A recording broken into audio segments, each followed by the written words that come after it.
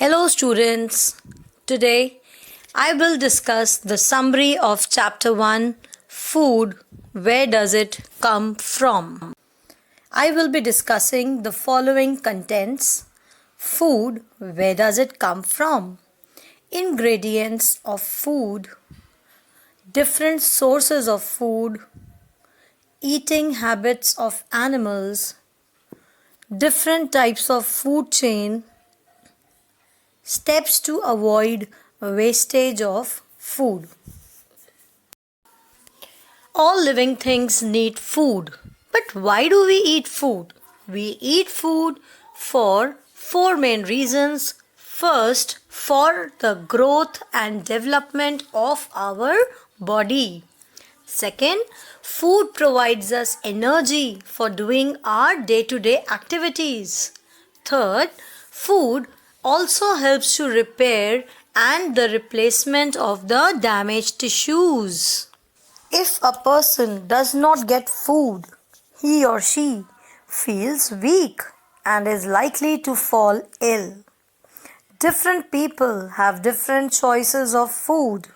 There is a wide range of food items eaten across various states of India. Different organisms eat different kinds of food. For example, people of West Bengal loves to eat fish curry and rice, whereas the people of Punjab love to eat makke ki roti, sarson da saag, chole bhature, rajma chawal and many more. Let's take one more example. People of North India have different food choices, whereas people of South India have different food habits. Ingredients of food. All of us like to eat tasty and well-cooked food. We also like to have variety in our meals. But have you ever thought how much effort and how many raw materials go into making the vegetables or dal that we eat as part of our meal? So we can say that the substances which are used to prepare a dish are called ingredients of food. For example, for making rice we need rice, oil, water, etc. The sources of these ingredients or raw materials are plants and animals. Without ingredients, we cannot prepare a dish. Sources of food. Most of the food that we eat comes from either plants or animals. So, the main sources of our food are plants and animals.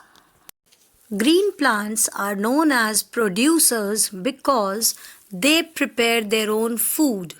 They use light, air, water, chlorophyll to prepare their food by the process of photosynthesis. Here are the list of the sources which we get from plants. Rice, sugar, wheat, spices, fruits, chocolate, vegetables, tea and coffee. Tea and coffee are also known as beverages. The second sources of food are animals. In nature, animals either feed upon plants or other animals. Humans use various animal products as food. Animal products like meat, egg, honey, milk, cheese, butter and curd are eaten by human beings. Here are the animal sources: chicken, fish, meat, milk, cheese, sausages, bacon, eggs. Other animal products include honey that is collected by bees as nectar from flowers and made into honey. Humans retrieve the honey from their beehives.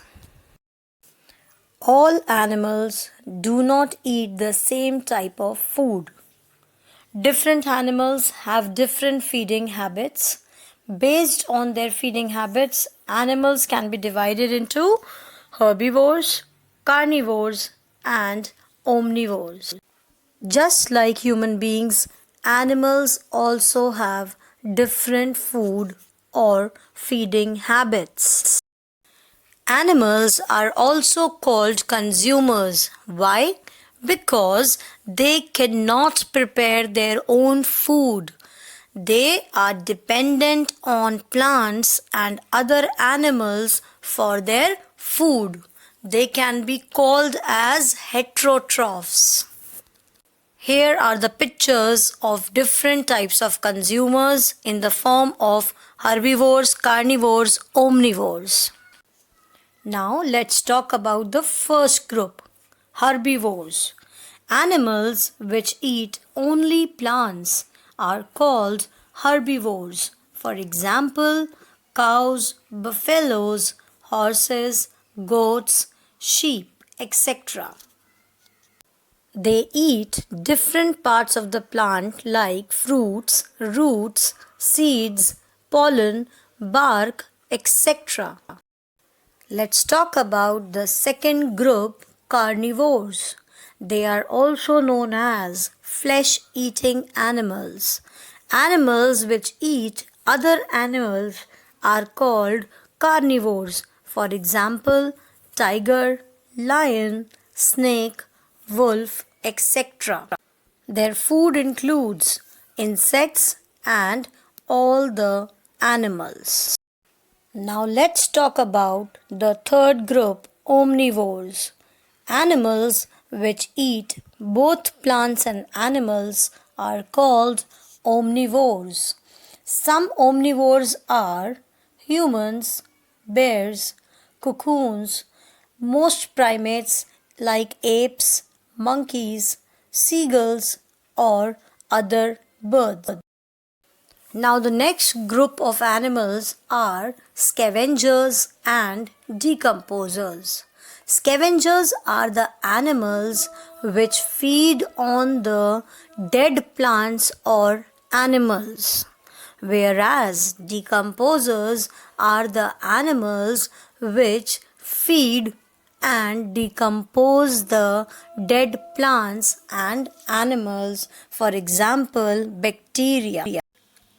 Due to various factors, not everyone in our country can get proper and enough food to eat.